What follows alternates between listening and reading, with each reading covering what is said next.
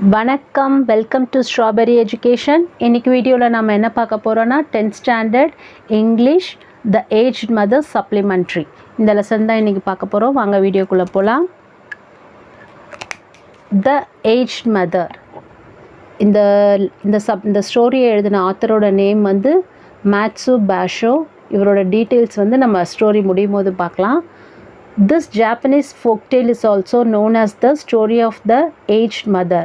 It highlights that the aged are sharp-witted. It describes the love and affection a son and his mother have for one another. ஆக்சுவலாக இந்த கதை வந்து ஜப்பானியர்களுடைய நாட்டுப்புற கதைகள்னால் அவங்களுடைய வழி வழியாக வந்த கதை. இப்போ நம்ம ஊரில் எப்படி ஒரு ஊரில் ஒரு பாட்டி வடை சுட்டுட்டு இருந்தாங்கன்னு ஒரு கதை இருக்கு இல்லையா, அது எப்படி வழி வழியாக வரும் அந்த கதை. அந்த மாதிரி இந்த கதை வந்து ஜப்பானியர்கள் வந்து வழி வழியாக சொல்லிட்டு வர கதை. இந்த கதைக்கு இன்னொரு பேரும் இருக்கான், the story of the aged mother. ஒரு வயசான அம்மாவோட கதைன்னு இன்னொரு பேரும் இருக்குது. இந்த கதையில் என்ன சொல்கிறாங்கன்னா, வயசானவங்க வந்து எவ்வளோ அறிவு கூர்மையாக இருக்காங்க, எவ்வளோ புத்திசாலியாக இருக்காங்க அப்படிங்கிற விஷயமும் இந்த கதை மூலமாக நமக்கு தெரியுது. அதுக்கப்புறம் வந்து ஒரு அம்மாக்கும் அவங்களோட மகனுக்கும் உள்ள பாசத்தை பற்றி தான் இந்த கதையில் சொல்கிறாங்க. Long, long ago, there lived at the foot of the mountain a poor farmer and his aged widowed mother. They owned a bit of land which supplied them with food, and they were humble, peaceful and happy. ரொம்ப நாளைக்கு முன்னாடி ஒரு மலையடி வாரத்தில் ஒரு ஏழை விவசாயி வாழ்ந்துட்டு வந்தார். அவர் கூட அவங்க வயசான அப்பா கிடையாது, அவங்க அப்பா இறந்துடுறாங்க. ஒரு வயசான அவங்க அம்மா கூட வாழ்ந்துட்டு வராங்க. அவங்களுக்கு வந்து சொந்தமாக ஒரு சின்ன நிலம் இருந்ததான். அந்த நிலத்தில் விவசாயம் பண்ணி அவங்களுக்கு தேவையான உணவு அந்த நிலத்துல இருந்தே கிடச்சிட்டு இருந்தது. அவங்க ஒரு அமைதியான சந்தோஷமான வாழ்க்கையை வாழ்ந்துட்டு வராங்க. The country shining was governed by a despotic leader who, though a warrior, had a great and cowardly shrinking from anything suggestive of failing health and strength. This caused him to send out a cruel proclamation, mode of death. இந்த கதையில் வர அந்த நாட்டோட பேர் வந்து shining. அந்த ஷைனிங்ன்ற ஊரை வந்து யார் ஆட்சி பண்ணிட்டு வந்தாங்கன்னா, ஒரு டெஸ்போட்டிக் லீடர்னால் ஒரு கொடுங்கோல், அதாவது ஒரு கருணையே இல்லாத ஒரு கொடுங்கோல் லீடர் தான் தலைவர் தான் வந்து ஆட்சி பண்ணிட்டு வந்தாராம். அவர் வந்து வேரியர்னா ஒரு சிறந்த வீரர் தான், இருந்தாலும் வந்து அவர் வந்து ஒரு கொடுங்கோல் ஆட்சினா என்ன, ஒரு கருணையே இல்லாமல் அந்த மாதிரி ஒரு ஆட்சி பண்ணிட்டு தான். அவருக்கு வந்து என்னென்னா, யாரெல்லாம் வந்து ஆரோக்கியம் இல்லாமல் உடல் நலம் இல்லாமல் இருக்கிறாங்களோ அவங்கெல்லாம் வந்து எதுக்குமே பிரயோஜனம் கிடையாது. யாரெல்லாம் வந்து ஸ்ட்ராங்காக இல்லைனாலும் சரி, உடம்புக்கு முடியாமல் இருந்தாலும் சரி, அவங்கெல்லாம் வந்து அவங்களாம் வந்து எதுக்குமே பிரயோஜனம் இல்லாதவங்க, அவங்களாம் தைரியமே இல்லாதவங்க அப்படின்ற ஒரு நினப்பு அவருக்கு இருந்துதான். ஸோ அந்த நினப்பு என்ன ஆகிடுதான், அவர் வந்து ஒரு அறிக்கை விடுறாரு. ப்ரொக்ளமேஷன்னா ஒரு அறிக்கை விடுறாரு, ஒரு கொடுமையான அறிக்கை விடுறாராம். என்ன அறிக்கை விடுறாரு, இந்த நம்ம நாட்டில் ப்ரொவின்ஸ்னால் நம்மளோட ஊரில் வாழற யாரெல்லாம் வந்து வயசான ஆளுங்களோ அவங்களெல்லாம் வந்து நாம் வந்து சாகடிச்சிடணும் அப்படின்னு ஒரு கொடுமையான அறிக்கையை விடுறாரு. The entire province was given strict orders to immediately put to death all aged people. Those were barbarous days, and the custom of abandoning old people to die was not uncommon. The poor farmer loved his aged mother with tender reverence, and the order filled his heart with sorrow. But no one ever thought twice about obeying the mandate of the governor. So with many deep and hopeless sighs, the youth prepared for what at that time was considered the kindest mode of death. இப்போ என்ன சொல்கிறோம், அந்த மாதிரி ஒரு கொடுமையான அறிக்கையை விடுறாரு. அந்த காலத்தில் வந்து இந்த மாதிரி வயசானவங்க வந்து யாரும் உயிரோடு இருக்கக்கூடாது, அவங்கள வந்து சாகடிச்சிடணும் அப்படிங்கிறது வந்து அது வந்து ஒரு கொடுமையான காலமாக இருந்தது. ஸோ அந்த காலத்தில் இருக்கார் இல்லையா, அவருக்கு வந்து ரொம்ப மனசு உடைஞ்சு போயிட்டார். ரொம்ப துக்கமாக ஆயிடுச்சு. ஏன்னா அவர் வந்து அவங்க அம்மாவை வந்து ரொம்ப நேசித்தார், ரொம்ப அன்பு வச்சுருந்தார். அவருக்கு வந்து அவரோட மனசே வந்து உடஞ்சி போச்சு. ஆனால் அந்த ஊரில் இருக்கிறவங்க யாருமே வந்து அந்த கவர்னரோட அந்த ஆர்டரை வந்து மீறுறதுக்கு யாருக்கும் தைரியமே வரல, ஒரு யோசனையும் வரல. எல்லாரும் எல்லாரும் எப்படி யோசிக்கிறாங்கன்னா, அட்லீஸ்ட் ஒரு அவங்கள கஷ்டப்படாமல் எப்படி சாகடிக்கிறது அப்படின்ற யோசிக்கிற நிலமையில தான் யாருமே இருந்தாங்களே தவிர, அந்த கவர்னரை எதிர்க்கிறதுக்கு யாருக்குமே துணிவு வரல. Next, just at sundown, when his day's work was ended, he took a quantity of unwhitened rice, which was the principal food for the poor, and he cooked, dried it, and tied it in a square cloth, which he swung in a bundle around his neck, along with a gourd filled with cool, sweet water. அதுக்கப்புறம் அன்னியோட நாள் பொழுது சாஞ்ச உடனே அவரோட வேலையெல்லாம் முடித்த உடனே அவர் என்ன பண்ணுறாரு, அவரோட அன்வைட்டன்ட் ரைஸ்னால் பாலிஷ் செய்யப்படாத அரிசி. அந்த காலத்தில் அதுதான் ஏழைகளுடைய சாப்பாடாக இருந்ததாம். அந்த அரிசியை கொஞ்சம் எடுத்து சமைச்சி அதுக்கப்புறம் காய வச்சு ஒரு துணியில் கட்டி அவரோட கழுத்தில் அந்த பண்டில் கட்டிக்கிட்டாராம். அதுக்கப்புறம் ஒரு குடுவையில் நல்ல ஒரு சில்லுன்னு சுவையான தண்ணியும் எடுத்துக்கிட்டாராம். Then he lifted his helpless old mother to his back and started on his painful journey up the mountain. The road was long and steep. The narrow road was crossed and recrossed by many paths made by the hunters and woodcutters. In some place they lost and confused us, but he gave no heed.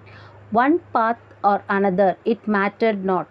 On he went, climbing blindly upward, ever upward, towards the high bare summit of what is known as Opatsuyama, the mountain of the abandoning of the aged. அதுக்கப்புறம் என்ன பண்ணுறாரு, அந்த சாப்பாடும் தண்ணியை எடுத்துக்கிட்டு அவங்க வயசான முடியாத அவங்க அம்மாவையும் அவரோட முதுகில் சுமந்துக்கிட்டு அந்த மலையை ஏற ஆரம்பிக்கிறாரு. ரொம்ப கனத்த மனசோட அந்த மலையை ஏற ஆரம்பிக்கிறார். அந்த ரோடு ரொம்ப செங்குத்தாக இருந்தது, ரொம்ப நீண்ட பாதையாக இருந்தது. அப்போ அந்த ரோடும் அங்கங்கே குறுக்கும் நெருக்குமாக நிறைய பாதைகள், ஒத்தையடி பாதைகள் போயிட்டு இருந்தது. அந்த பாதைகள்லாம் யார் பண்ணியிருக்கிறான்னா, அதுக்கு முன்னாடி அந்த மலையில் வேட்டையாடுறவங்க, மரம் வெட்டுறவங்கலாம் வந்திருப்பாங்க இல்லையா. ஸோ அவங்க நடந்து போன அந்த பாதையெல்லாம் குறுக்கும் நெருக்குமாக அங்கங்கே போயிட்டு இருந்தது. சில இடத்துல அவருக்கு கன்ஃபியூஷனே வந்துச்சு, குழப்பமாகவே ஆயிடுச்சான். எந்த ரோடு போகிறது, இந்த ரோடு போகிறதா, அந்த ரோடு போகிறதா, அந்த மாதிரி ஒரு குழப்பமே வந்துடுச்சு. இருந்தாலும் அவர் எந்த குழப்பத்தையும் அவரோட மனசில் ஏற்றிக்காமல் அவர் பாட்டுக்கு தொடர்ந்து மலை மேலே ஏறி போய்கிட்டே இருந்தார். அவரோட எய்மெல்லாம் என்னவாக இருந்தது, அந்த மலை உச்சியை அடையணும். அந்த இடத்துக்கு பேர் என்னென்னா ஒபாட்சியம்மானா அபாண்டனிங் ஆஃப் த ஏஜ், வயசானவங்கள கைவிட்டு வர இடம். அப்படியே நமக்கு வேண்டான்னு விட்டுட்டு வர அந்த மலை உச்சிக்கு போகிறதுலே கவனமாக அவர் பாட்டுக்கு ஏறி போய்கிட்டே இருந்தாராம். The eyes of the old mother were not so dim, but that they noted the reckless hastening from one path to another, and her loving heart grew anxious. Her son didn't know the mountain's many paths, and his return might be one of danger, so she stretched forth her hand and snapping the twigs from bushes as they passed, she quietly dropped a handful every few steps of the way, so that as they climbed. பாருங்க, அந்த அந்த அம்மா வயசானவங்களாக இருந்தாலும் அவங்களோட பார்வை மங்களையாம் நல்லா இருந்ததான். அவங்க என்ன பண்ணுறாங்க, இந்த பையன் இந்த வழி போகிறதா அந்த வழி போகிறதான்னு குழப்பத்துலேயும் தடுமாறிட்டு போனார் இல்லையா. அப்போ அந்த அம்மாவுக்கு கவலை வந்துடுச்சான். என்னென்னு, நம்மளை மலை உச்சியில் விட்டுட்டு நம்ம பையன் திரும்பி வரும்போது எந்த பாதை போகிறதுன்னு மறுபடியும் குழப்பம் அடைஞ்சு டேஞ்சரான வழிக்கு போயிட்டாருன்னா, ஆபத்தான வழியில் போயிட்டாருன்னா என்ன பண்ணுறது? ஐயோ, நம்ம பையனுக்கு இந்த காட்டில் இந்த மலை பாதைலாம் எதுவுமே சரியாக தெரியாதே, நம்மளை விட்டுட்டு திரும்பி வரும்போது எந்த வழி வர்றதுன்னு பையன் தெரியாமல் கஷ்டப்படுவானே அப்படின்னு அந்த அம்மாவுக்கு ரொம்ப கவலையாயிடுச்சான். ஸோ அவங்க என்ன பண்ணுறாங்களாம், அவங்க பையன் முதுகில் சுமந்துட்டு வரும்போது அவங்க சைடில் அவங்க கையில் தட்டுப்படுற சின்ன சின்ன களைகள் எல்லாம், இலைகளை, அந்த சின்ன சின்ன களைகளெல்லாம் பறித்து பறித்து ஒரு சிறிய இடைவெளி விட்டு விட்டு அந்த இலையையும் சின்ன சின்ன கொம்புகளையும் அப்படியே அந்த வழி நெடுக போட்டுக்கிட்டே வராங்களாம். The narrow path behind them was dotted at frequent intervals with tiny piles of twigs. At last the summit was reached. Weary and heartsick, the youth gently released his burden and silently prepared a place of comfort as his last duty to the loved one. Gathering fallen pine needles, he made a soft cushion and tenderly lifted his old mother onto it. He wrapped her padded coat more closely about the stooping shoulders, and with tearful eyes and an aching heart he said farewell. இப்போ இந்த அம்மா வந்து என்ன பண்ணுறாங்க, அந்த போனாங்க இல்லையா, அந்த வழி நெடுகவும் அந்த சின்ன சின்ன இலைகளை பறித்து ஒரு குறிப்பிட்ட இடைவெளியில் போட்டுக்கிட்டே வராங்க. அங்கங்கே வந்து அந்த கொம்புகளையும் இலைகளையும் போட்டுக்கிட்டே வராங்களாம். கடைசியில் அவங்க அந்த மலையோட உச்சிக்கு போய் அந்த இடத்த போய் சேர்ந்துடுறாங்க. இவர் வந்து தன்னோட கனத்த மனசோட அவரோட முதுகில் இருந்த சுமையை இறக்கி வைக்கிறாரு. முதுகில் இருந்த சுமைன்னு சொல்கிறது வந்து அவங்க அம்மாவை மீன் பண்ணுறாங்க. மனசு கஷ்டத்தோடு இருக்கிறார் இல்லையா, ஸோ அவருக்கு வந்து ரொம்ப சுமையாக இருக்குது, வந்து இறக்கி வைக்கிறாங்க. இறக்கி வச்சதும் வந்து என்ன பண்ணுறாங்கன்னா, அவர் வந்து ரெடியாகிறார், அந்த விவசாயி வந்து ரெடியாகிறாராம். அவங்க அம்மாவுக்கு தான் வந்து கடைசியாக செய்கிற வேலை இதுதான் அப்படின்னு அவர் அங்கே இருக்கிற வேலையெல்லாம் செய்கிறாரு. என்ன பண்ணுறாரு, அங்கே இருக்கிற பைன் நீடில்ஸ், அந்த காட்டில் இருக்கிற பைன் நீடில்ஸ்னு அந்த இலைகளெல்லாம் எடுத்து அந்த அம்மா உட்காரத்துக்காக சாஃப்டாக மெத்துன்னு ஒரு மெத்த மாதிரி ஒன்று ரெடி பண்ணுறாரு. ரெடி பண்ணி அவங்க அம்மாவை வந்து அழகாக தூக்கி அதில் உட்கார வைக்கிறாரு. அதுக்கப்புறம் அவங்களோட தளர்ந்த தோள்கள் இருக்கு இல்லையா, ஷோல்டர் இருக்கியா, அதுக்கு மேலே வந்து ஒரு கோட்டு, குளிராமல் எதுவும் இல்லாமல் இருக்கிறதுக்காக அதையும் போட்டு அழுதுகிட்டே வந்து ரொம்ப மனசு கஷ்டத்தோடு அவர் வந்து கிளம்புறதுக்காக ரெடியாகிறாரு. The trembling mother's voice was full of unselfish love as she gave her last injection. "Let not thine eyes be blinded, my son," she said. "The mountain road is full of dangers. Look carefully and follow the path which holds the piles of twigs. They will guide you to the familiar path farther down." The son's surprised eyes looked back over the path, then at the poor old shriveled hands all scratched and soiled by their work of love. His heart broke within, and bowing to the ground he cried aloud, "Oh, honorable mother, your kindness breaks my heart. I will not leave you. Together we will follow the path of twigs, and together we will die." அதுக்கப்புறம் அதை இறக்கி விட்டுட்டு கிளம்புறேன்னு சொல்கிறாரு. அப்போ அவங்க அம்மா, அந்த வயசான அம்மா, அவங்களோட குரலில் ஒரு நடுக்கத்தோட, ஒரு சுயநலம் இல்லாத தன்னோட அன்பால் அவங்க வந்து கடைசி வார்த்தையை அவங்க பையன்கிட்ட பேசுகிறாங்க. என்னன்னு சொல்கிறாங்க, "மகனே, கண்ணை மூடிக்கிட்டு போகாத, போகிற பாதை வந்து நிறைய ஆபத்துகள் நிறைஞ்சது. நீ வந்து ரொம்ப கவனமாக வழியை பார்த்துட்டு போ. நான் வந்து வழியெல்லாம் உனக்காக வந்து இந்த மாதிரி சின்ன சின்ன கிளைகளையும் இலைகளையும் உடச்சி போட்டுக்கிட்டே வந்திருக்கேன். நீ திரும்பி போகும்போது உனக்கு அது வழிகாட்டும். அந்த வழியாகவே நீ போனீன்னா பத்திரமா போய் கீழே இறங்கிடலாம். அதனால் ரொம்ப ஜாக்கிரதையாக போயிட்டு வாப்பா" அப்படின்னு அந்த அம்மா வந்து ரொம்ப அவங்களுடைய தழுத்தழுத்து வயசான அந்த குரலில் சொல்கிறாங்களாம். அதை கேட்டதும் அந்த பையனுக்கு வந்து ரொம்ப ஆச்சரியமாகி அவன் வந்த வழியை இப்படி திரும்பி பார்த்தா தான் தெரியுதான், அங்கங்கே வந்து அந்த கிளைகள் எல்லாம் வந்திருக்கான். அப்போ தான் அவன் வந்து அவனோட அம்மா கையை பார்க்குறாங்க. அந்த வயசானவங்க கை எப்படி இருக்கும், சுருக்கமாக தளர்ந்து போயிருக்கும் இல்லையா, அந்த கை வந்து நிறைய ஸ்க்ராச்சஸ். ஏன்னா இவங்க வர வழியிலலாம் அந்த கிளைகளை கொம்புங்களெல்லாம் உடச்சிட்டு வந்தாங்க இல்லையா, அதெல்லாம் கீறி ஒரே மண்ணுமா அப்படியே கீறி ஒரே கையெல்லாம் வந்து கீறி இருந்துதான். அதை பார்த்த உடனே என்னாச்சு, பையனுக்கு மனசு உடஞ்சி போய் தரையில் விழுந்து ஓன்னு அழறான்.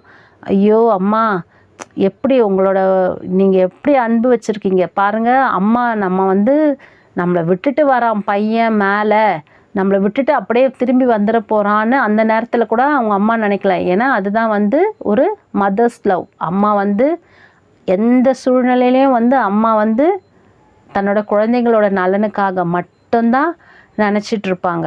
அப்போ தன்னை விட்டுட்டு போகிறானேன்னு அதை யோசிக்கல அம்மா. என்ன நினைக்கிறாங்க, நம்மளை விட்டுட்டு போகும்போது பையன் வந்து வழி தெரியாமல் ஆபத்தான வழியில் போயிட்டானா என்ன பண்ணுறது, அவன் திரும்பி பத்திரமா ஊர் போய் சேரணுமேனு அதுக்கும் வழி பண்ணுறாங்க.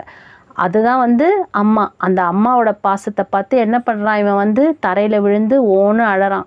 இந்த மாதிரி ஒரு நீங்கள் வந்து என் மனசே உடச்சிட்டீங்க, எப்படிப்பட்ட அம்மாவாக இருக்கிறீங்க, நான் வந்து உங்களை எப்படி இந்த மாதிரி ஒரு மலை உச்சியில் எப்படி நான் உங்களை விட்டுட்டு போவேன், வாங்க 2 பேரும் அந்த அந்த சருகுகளை ஃபாலோ பண்ணி போகலாம், 2 பேரும் ஒன்றா போவோம், 2 பேரும் ஒன்றாவே சாவோம் அப்படின்னு அவங்க பையன் வந்து முடிவெடுக்கிறாரு. Once more he shouldered his burden, how light it seemed now, and hastened down the path through the shadows and the moonlight to the little hut in the valley. Beneath the kitchen floor was a walled closet for food, which was covered and hidden from view. There the son hid his mother, supplying her with everything she needed, continually watching and fearing she would be discovered. Time passed and he was beginning to feel safe when again the governor sent forth heralds bearing an unreasonable order, seemingly as a boast of his power.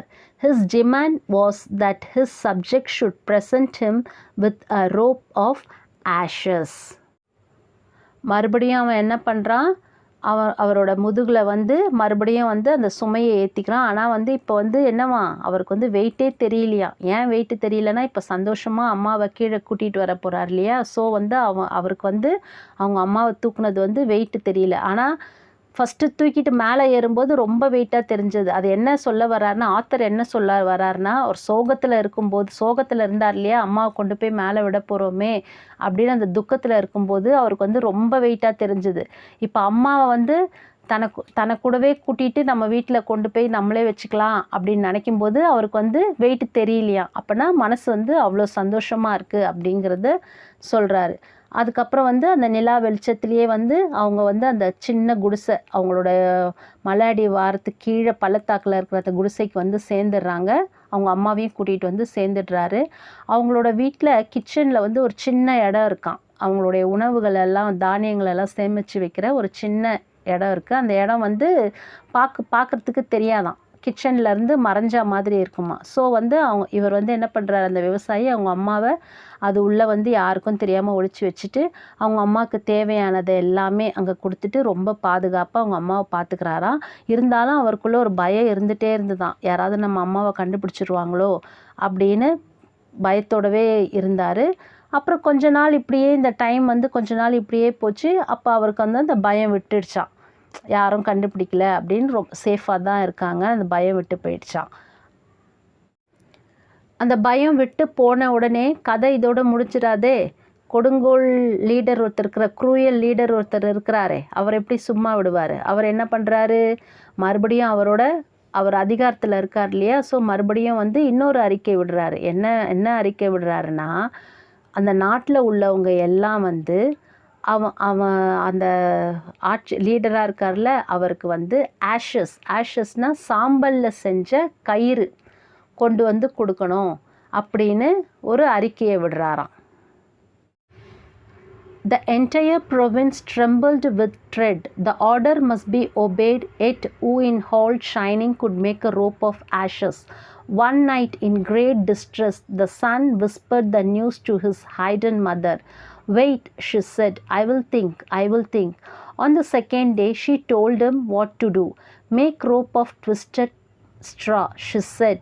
Then stretch it upon a row of flat stones and burn it on a windless night. He called the people together and did as she said, and when the blaze died down, there upon the stones, with every twist and the fiber showing perfectly, lay a rope of ashes. அந்த நாட்டில் வாழ்ந்த எல்லா குடிமக்களும் ரொம்ப குழப்பமாயிடுறாங்களாம். என்னடா அது, எப்படி சாம்பலில் போய் எப்படி வந்து நம்ம கயிறு பண்ண முடியும், சாம்பலே வந்து தூளாக அப்படியே உதிர்ந்து போயிடும். அதில் போய் நம்ம எப்படி கயிறு பண்ண முடியும் அப்படின்னு எல்லாம் வந்து குழப்பத்தோடவும் பயத்தோடவும் இருக்கிறாங்க. அப்போது ஒரு நாள் நைட் வந்து இந்த விவசாயி வந்து ரொம்ப ஸ்ட்ரெஸ்ஸாக இருக்காராம், ரொம்ப டென்ஷனாக இருக்கிறாராம். எப்படி நம்ம வந்து பண்ண முடியும் அப்படின்னு டென்ஷனாக இருக்கும்போது அவங்க அம்மா கிட்ட மெதுவாக சொல்கிறாராம், இந்த மாதிரி ஒரு ஆர்டர் போட்டிருக்காங்க, சாம்பலில் வந்து கயிறு பண்ணி கொடுக்கணுமா அப்படின்னு. உடனே அம்மா என்ன சொல்கிறாங்க, பொறுமையாக வெயிட் பண்ணு, கவலைப்படாத, நான் உனக்கு யோசித்து சொல்கிறேன், கவலைப்படாத அப்படின்னு சொல்கிறாங்களாம். சொல்லிவிட்டு அடுத்த நாள் வந்து ஒரு ஐடியா சொல்கிறாங்களாம். என்னென்னா, வைக்கோல் இருக்கு இல்லையா, அந்த வைக்கோலை வந்து ஒரு கயிறு மாதிரி திரிச்சிக்கோ. அந்த வைக்கோலில் கயிறு மாதிரி திரிச்சிட்டு அந்த கயிறை வந்து ஒரு ஃப்ளாட்டான கல்லுக்கு மேலே வச்சுட்டு எரிக்க ஆரம்பி. ஒரு காற்றில்லாத இரவு நேரத்தில் அதை எரிக்க ஆரம்பி மட்டும் சொல்லி முடிச்சிடுறாங்க. மறுநாள் இவர் என்ன பண்ணுறாராம், எல்லாம் அங்கே இருக்கிற மக்கள் எல்லாம் கூப்பிட்டு அவங்க அம்மா எப்படி சொன்னாங்களோ அதே மாதிரி பண்ணுறாங்களாம். அதே மாதிரி பண்ணால் என்ன ஆகிடுதான், இந்த வைக்கோலை திரிச்சு காற்றில்லாத நேரத்தில் எரிஞ்சோடனே என்ன ஆகிடுது, எரிஞ்ச உடனே அந்த கயிறு திரிச்ச ஷேப்லேயே வந்து அந்த சாம்பல் இருக்குது. அந்த சாம்பலில் திரிச்ச கயிறு மாதிரி பார்க்குறதுக்கு அதே மாதிரி அப்படியே இருக்கான்.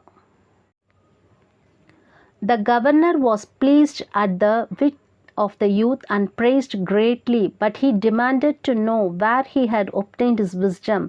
Alas, alas, cried the farmer, the truth must be told, and with deep brows he related his story. The governor listened and then meditated in silence. Finally he lifted his head. Shining needs more than strength of youth, he said gravely. Ha! That I should have forgotten the well-known saying, with the crown of snow there cometh wisdom. That very hour the cruel law was abolished and custom drifted into as far a past that only legends remain. இதை பார்த்ததுமே வந்து அந்த கவர்னருக்கு ரொம்ப சந்தோஷமாயிடுதான். அந்த விவசாயியை ரொம்ப புகழ்ந்துட்டு, இதெல்லாம் okay சரி, ஆனால் உனக்கு இந்த ஐடியாவை யார் சொன்னது, எங்கேருந்து உனக்கு இவ்வளோ அறிவு கிடச்சிது அப்படின்னு கவர்னர் கேட்குறாரு. உடனே வந்து விவசாயி வந்து இதுக்கு மேலேயும் வந்து நம்ம வந்து மறைக்க முடியாது, உண்மையை சொல்லி தான் ஆகணும் அப்படின்னு சொல்லி அழுதுகிட்டே சொல்கிறாராம். அவரோட விஷயங்கள் எல்லாத்தையுமே வந்து அழுதுகிட்டே அவரோட கதையை சொல்கிறாராம். கவர்னர் வந்து அவர் சொல்கிறத எல்லாமே பொறுமையாக கேட்டுட்டு கொஞ்ச நேரம் அப்படியே சைலண்ட்டாக இருந்துட்டு அதுக்கப்புறம் என்ன ஆகிடுதான், மறுபடியும் அவர் வந்து அவர் தலையை உயர்த்தி சத்தமாக சொல்கிறாராம். என்ன சொல்கிறாரு, ஷைனிங், அவரோட நாடு இல்லையா, ஷைனிங் தானே அவங்க நாட்டோட பேர். ஷைனிங்க்கு வந்து இந்த யூத்துங்களோட ஸ்ட்ரென்த்தை விட இன்னும் அதிகமாக தேவைப்படுது அப்படின்னு எப்படி சொல்கிறாரு, கிரேவ்லினா ரொம்ப சீரியஸாகவே உணர்ந்து சொல்கிறாராம். நமக்கு வந்து இளைஞர்களுடைய அந்த ஸ்ட்ரென்த்தை விட இன்னும் அதிகமாக தேவைப்படுது. நான் வந்து ஒரு அந்த ஃபர்கட்டன்னு அந்த பழைய காலத்தில் சொல்லுவாங்க, with the crown of snow there cometh wisdom அப்படின்னா என்ன, வயசானவங்களுடைய அனுபவம் தான் வந்து நமக்கு வாழ்க்கைக்கு எல்லா விஷயங்களையும் நமக்கு கற்றுத்தரும் அப்படிங்கிற ஒரு விஷயத்தையே வந்து நான் மறந்துட்டேன் அப்படின்னு சொல்லி அவர் போட்ட அந்த சட்டத்தை வந்து திரும்ப வாங்கிடுறாரு.